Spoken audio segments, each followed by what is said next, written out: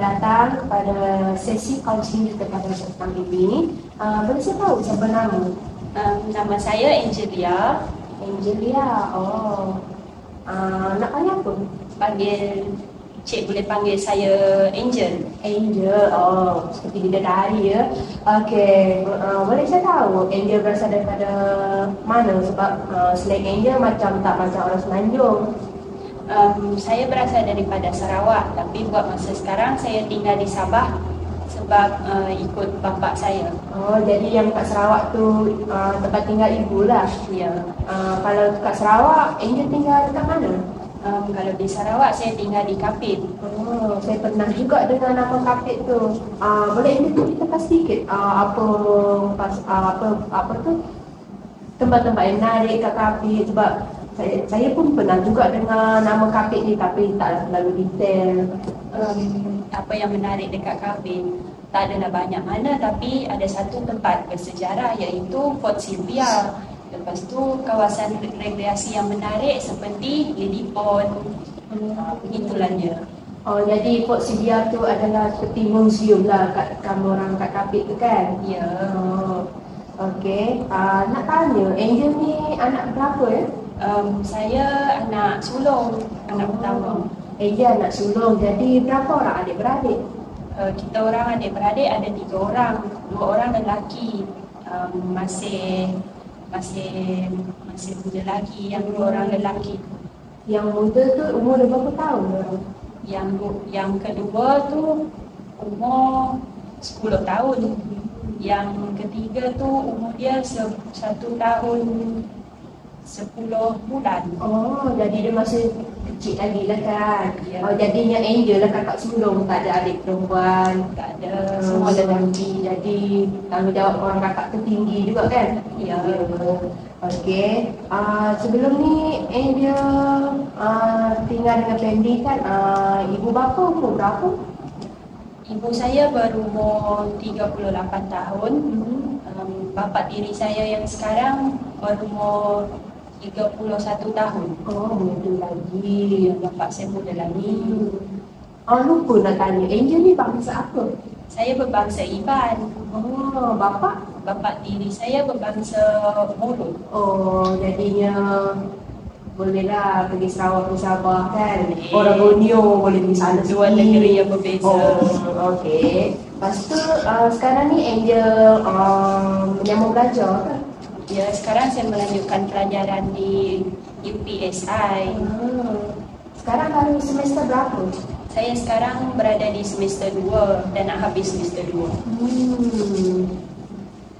Macam mana dalam melanjutkan pelajaran tu kan, Angel ambil kos apa? Saya ambil kos ISMP Sejarah. Orang sejarah ni mesti kena fakta semua kan? Ya, mana boleh kita sebarkan auta. Ya, betul juga. Nak tanya, orang sejarah ni kan, kalau berdasarkan pemandangan saya lah kan, orang jarang nak ambil subjek sejarah sebab dia macam fakta, macam agak bosan. Jadi, saya nak tanya, kenapa Angel berpilih untuk meminati atau mengambil program sejarah ni? Saya mengambil program sejarah ni kerana dari saya darjah 5, saya memang minat kepada sejarah. Saya suka benda yang artifak-artifak, fakta-fakta, kisah-kisah lama macam tu. Jadi mengikut pandangan saya, barang siapa yang melupakan sejarah pasti akan mengulanginya. Begitulah pada pandangan saya kan, kita mesti ingat apa titik-titik yang berharga yang pahlawan-pahlawan kita tinggalkan dahulu. Kita mesti tahu kan macam mana negara kita bangkit. Bagus Angel. Okey, tapi Angel masuk UPSI ni macam mana dulu? First intake ke second intake? Saya masuk UPSI second intake. Sebab masa first intake tu saya gagal pada ujian meksi. Saya tak lulus meksi. Beruntunglah dapat dari second intake. Beruntunglah sebab dapat second intake and tawaran dia lagi bagus. Betul-betul. Sekarang ni Angel dah makan ke? Angel datang dengan siapa tadi? Saya datang seorang, belum makan lagi. Oh, ni ada minum boleh? Baik, Cik. Oh, ni kita orang ada minum. Terima Sediakan kasih. minum. Jangan Milo tidak ya? siap. Milo. Lepas tu, sekarang ni Angel datang ni mestilah nak betul berkongsi masalah dengan saya. Jadi saya perkenalkan diri saya dulu lah.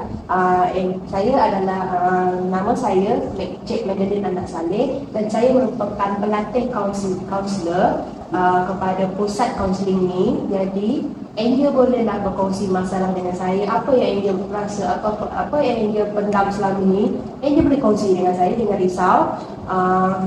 Segala apa yang kita bincang pada hari ini semuanya adalah tertakluk kepada akta kerahsiaan. Jadi saya tidak boleh menyebarkan apa-apa maklumat tentang maklumat peribadi Angel. Apa yang kita bincangkan dalam semasa sesi ini, Angel jangan risau. Angel boleh luahkan apa yang Angel rasa kepada saya. Okey, di sini saya ingin menerangkan apa itu sesi kaunseling pada Angel. Sesi kaunseling adalah sesi di mana kita mendengar masalah klien seperti Angel. Saya sedia untuk mendengar apa yang Angel rasa, apa yang Angel pendam selama ini. Saya cuba untuk bantu Angel setakat mana yang saya boleh bantu. Tapi kalau masalah tu agak berat, nanti akan saya usahakan untuk mengajukan kepada pihak atasan untuk bantu Angel dalam apa-apa permasalahan. Okey, di sini sesi kaunseling kita akan berjalan selama 30 minit.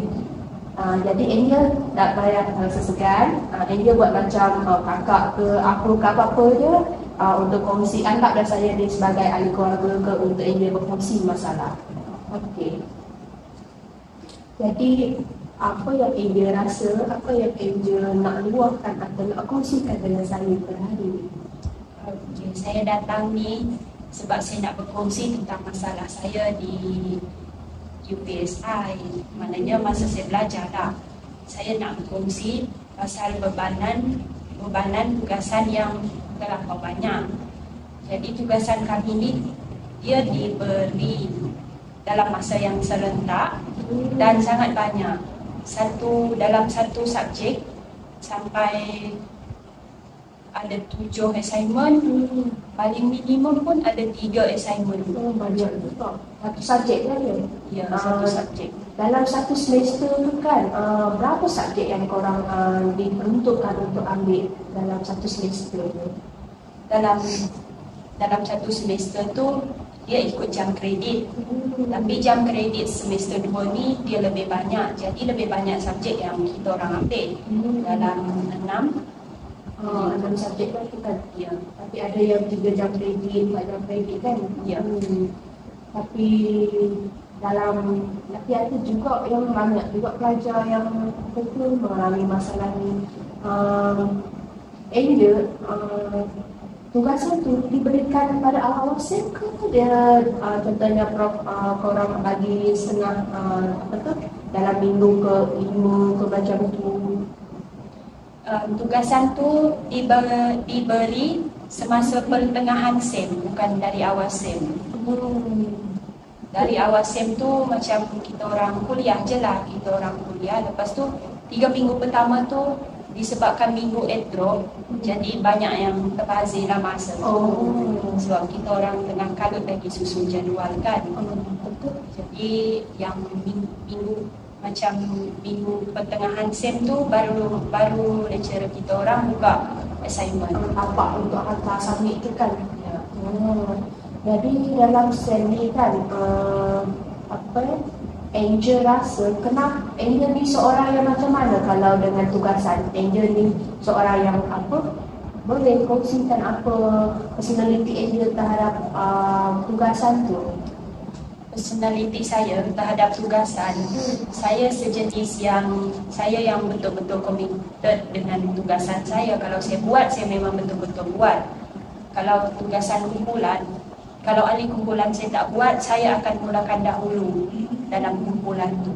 Saya akan bertanya dulu dalam kumpulan supaya nanti masa last sem tu, bukan last sem, di penghujung semester, kita tidak jadi kelam kabut nak siapkan. Betul. Tapi dalam setiap assignment kita ada dua kan, individu dengan yang berkumpulan. Tapi individu tu rasanya Angel tu beban tak untuk buat pelaksanaan yang individu tu? Kalau individu setakat ni tiada yang membebankan saya. Cumanya sebab tugasan terlampau banyak kan, jadi kita menghadapi masalah nak siapkan yang mana satu dulu. Betul-betul kita mengalami dilema juga kan. Ya. Tapi kalau yang bertugas satu bulan, biasanya Angel akan nak tanya juga, Angel ni dapat yang partner ataupun ahli kumpulan yang macam mana selalu? Setakat ni semester 1 dengan semester 2 ahli kumpulan saya semua baiklah. Adalah satu orang dua macam tu yang dia kurang sikit fokus sebab ada benda lain yang dia perlu uruskan, macam tanggungjawab lain, dia pegang jawatan semua tu. Jadi kadang-kadang mereka lupa yang tugasan tu ada. Tapi nak tanya kan, kan Angel cakap Angel seorang yang komitmen dalam setiap tugasan. Macam mana Angel yang handle untuk ahli kumpulan yang macam suka untuk memberikan masa untuk orang menyiapkan tugasan itu? Kalau untuk ahli kumpulan macam tu, saya akan mesej dia personal. Saya akan tanya dia apa masalah yang sehingga menyebabkan dia tak ada masa untuk assignment kita orang. Tapi selalunya dia orang akan cari masa lah untuk buat assignment kita orang tu, walaupun sekejap. Macam dalam 1 minggu sekali perjumpaan. Sebab kalau dia tak datang terus, tidak adil untuk orang lain. Sebab semua kena sama-sama buat kerja. Jadi kalau Angel ni kan dalam pembantuan tugasan ahli kumpulan Angel boleh handle. Lepas tu yang individu pun Angel juga boleh. Tapi itulah tugasan yang terlalu banyak kan, sampai tak tahu nak apa tu, nak buat mana satu dulu kan. Lepas tu Angel seorang yang cukup buat jadual ke macam mana? Saya tak buat jadual, tapi saya tengok kepada assignment tu. Kalau tugasan tu dia senang nak disiapkan, yang ringkas saja, saya akan siapkan yang dulu. Oh, jadinya dia akan siapkan mana yang lebih nampak sikit tu daripada yang agak berat tu kan? Ya. Oh, jadi dia memandang untuk menyiapkan yang lebih ringkas ataupun yang lebih senang berbanding dengan yang terlampau banyak beban. Okey, dalam tugasan kumpulan juga Angel juga seorang yang komited terhadap ahli yang lain, semua perlukan kerjasama kan, tanya apa masalah orang. Lepas tu kan kalau menghantar tugasan tu kan, Angel seorang yang macam mana? Contohnya kan, Angel seorang yang macam aku ni mesti hantar tugasan dulu ke macam mana? Kalau menghantar tugasan tu, saya hantar mengikut tarikh. Mana tarikh yang lebih dekat, saya akan hantar assignment yang tu dulu. Sebelum tarikh tu tutup, sehari, 2 hari sebelum tu saya mesti kena hantar juga. Maknanya Angel ni seorang yang alert dekat dengan tarikh submit tu. Okey. Saya nak tanya, apa perasaan Angel kalau melihat lebih ramai rakan satu kelas ke satu classmate yang hantar tugasan tu dulu pada Angel? Kalau saya ternampak orang yang hantar dulu sebelum saya akan jadi tercabar dan dia jadi semangat untuk kita lebih rajin buat kerja. Sebab kita rasa tersaing kan, tersaing dari segi yang positif. Jadi kita akan termotivasi untuk buat kerja juga. Tak boleh nak malas-malas. Jadi salah satunya Angel mendorong semangat Angel untuk menghantar atau menyiapkan tugasan itu adalah melihat kepada rakan-rakan dan satu mate macam mana diorang selesaikan. Bagus juga, memberi semangat positif kan kepada kita. Lepas tu selain tugasan tu kan, ada tak Angel pernah mengalami contohnya lecturer tu seorang yang sangat cerewet dalam satu tugasan tu hingga menyebabkan tugasan tu delay? kita nak siap awal tapi dia bagi apa tu tak bagi kita sama dengan kita. Saya mengalami perkara tu, tapi kita sebagai student, kita hadap je lah benda tu. Sebab keberkatan ilmu tu penting. Jadi apa yang kita boleh buat, kita sabar dan kita konsisten je bertanya dengan dia. Walaupun benda tu dia nampak cerewet dan relakan assignment kita. Meskipun benda tu sebenarnya akan mempengaruhi assignment kita. Ya, dia sangat mempengaruhi masa. Kita jadi lambat menghantar, lambat siap. Ya, betul. Tapi kita kena usaha macam mana Angel usahakan untuk juga siapkan tu. Macam mana Angel berkomunikasi dengan pensyarah yang macam tu? Saya akan siapkan mana yang saya rasa dah boleh siapkan. Yang benda yang nampak ringkas saya akan buat dulu. Mana benda yang saya kurang pasti, saya akan tanya dia. Jadi kalau pensyarah tu tidak menjawab dalam masa beberapa hari, saya akan mesej dia balik. Saya akan bertanya balik kepada dia untuk dapatkan kepastian kepada assignment tersebut. Okey, faham. Jadi dengan cara tu Angel dapatlah juga kan merasa bebanan tu kurangkan dengan apa yang kita pandang tu. Contohnya Angel rasa jalan ni adalah terbaik. Jadi Angel rasa tu, apa perasaan Angel kalau Angel dapat atasi masalah tu dengan apa tu cara yang Angel gunakan tu? Saya berasa lega sebab walaupun sesusah mana pun kita belajar ni, kita kena hadapi, kita kena cuba juga selesaikan sendiri sebab semua dah besar. Kita dekat universiti ni kena berdikari, tak ada cikgu nak suap kita. Jadi akan rasa lega lah kalau kita dapat selesaikan sendiri masalah tu. Jadi melalui apa yang Angel cakap dalam sesi ni kan, Angel rasa terbeban. Jadi dengan apa yang Angel ceritakan, Angel ceritakan apa yang penyelesaian Angel tu, apa Angel rasa dengan sesi luahan ni? Saya berasa lega kerana saya tidak perlu menyimpan apa-apa dengan Cik. Jadi selama ni saya menyimpan perasaan terbebani sendiri. Jadi kadang-kadang dia rasa berat sampai kita tertekan, sakit kepala, migrain.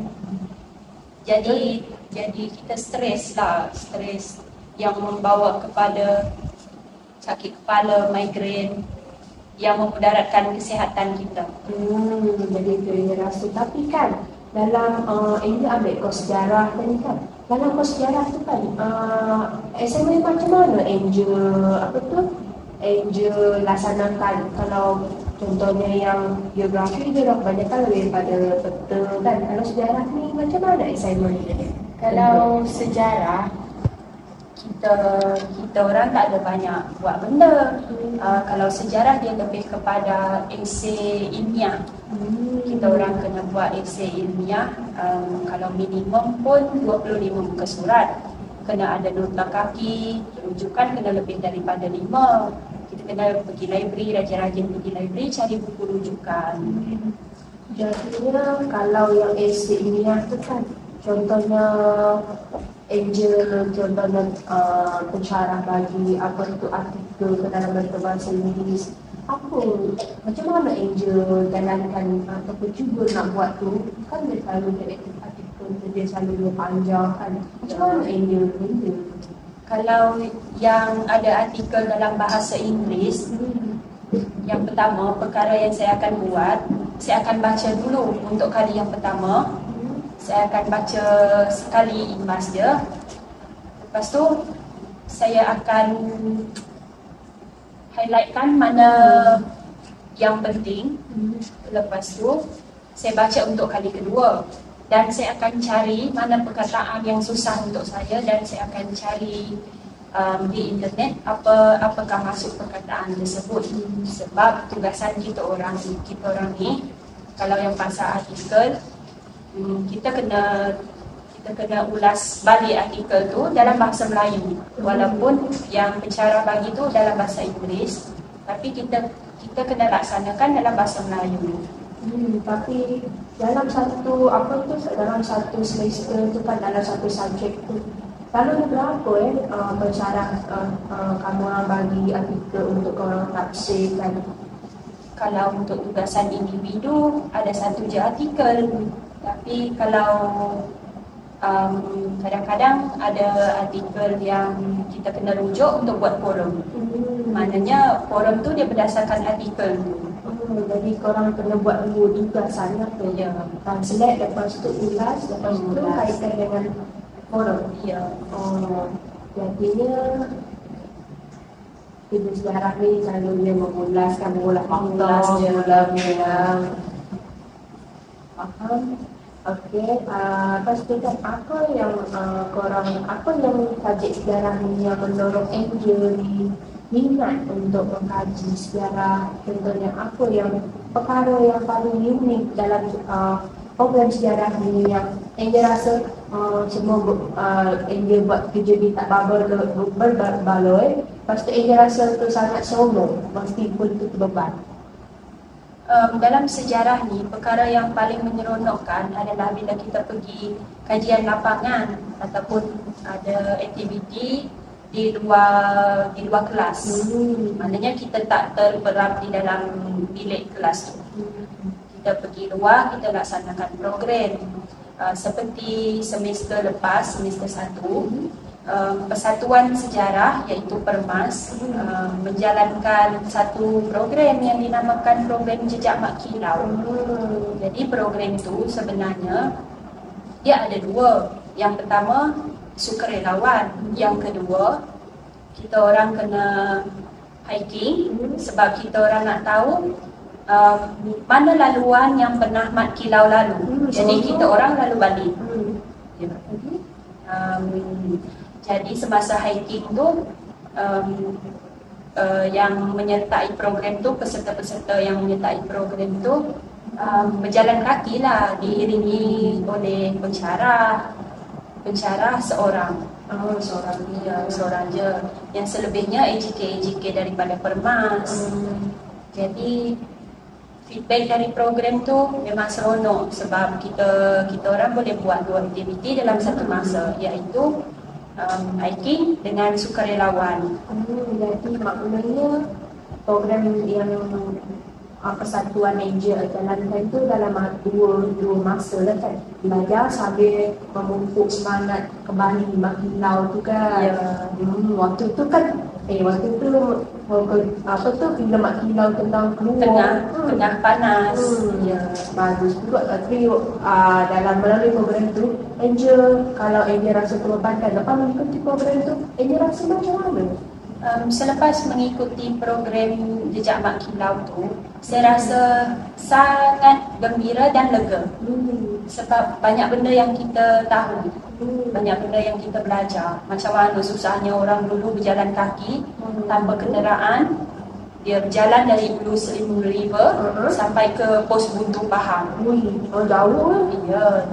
Kita orang memulakan perjalanan dari jam 8 pagi dari Ulu Selimur River sampai ke Pos Buntu pukul 11 malam. Jauh juga. Tapi boleh dah dapat pengalaman kan. Dapat belajar macam mana juga. Bukan kita dapat belajar melalui buku je kan. Kita dapat rasa sendiri. Sejarah bukan segala-galanya pasal buku. Betul. Melalui apa Angel ceritakan daripada bebanan assignment, lepas tu bekerja kumpulan individu ni kan. Lepas tu dalam program apa yang Angel ambil di sejarah tu kan, kamu punya persatuan ada juga jalankan tadi aktiviti, contohnya program Jejak Mak Kilau. Jadi perkara tu, adakah perkara tersebut program melalui program yang fakulti Angel adakan tu kan, boleh menolong tak pelajar yang rasa terbeban daripada assignment dengan mengikuti program tu, diorang boleh rasa release tension tentu. Melalui program yang dijalankan tu, dia bukan pelajar sejarah saja yang pergi, ada melibatkan pelajar dari kos lain, ada dalam 2-3 orang macam tu.